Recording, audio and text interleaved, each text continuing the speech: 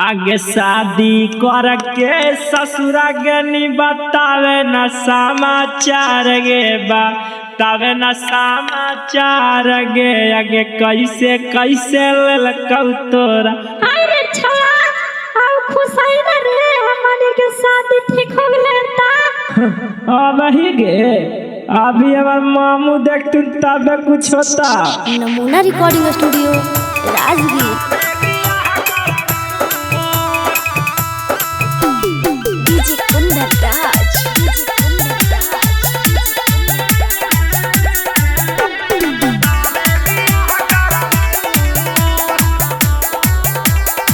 आगे देखे में लागा ही बड़ी झका सगे बाचल चीजावा हौ की होलहा कौना सगे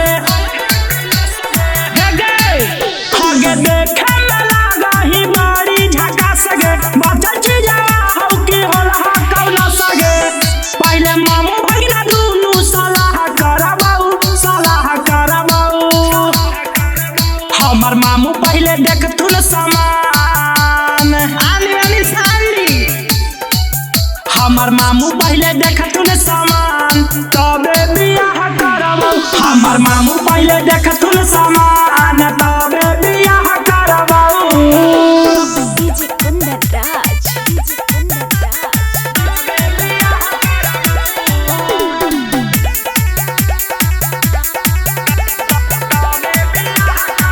आगे ऐसे में छौड़ी हम खाजी भाई धोखा रसगारल चीज मिला जाइते पाना सोखा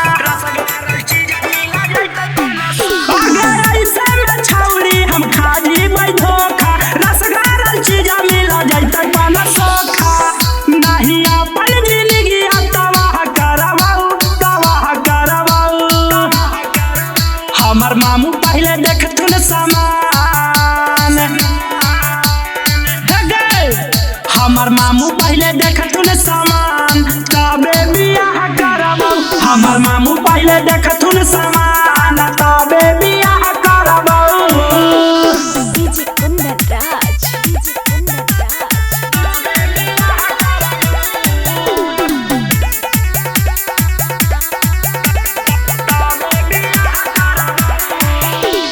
राजा रौशन ना करतौ जल्दी बाजी होतौ सदिया जब मामू होथुन राजी समझनी राजा रौशन ना करतौ जल्दी बाजी होतौ सदिया जब मामू होथुन राजी अर्जुन सिंह नहीं बदन बना हलबौ हमर मामू पहले देखथुन समान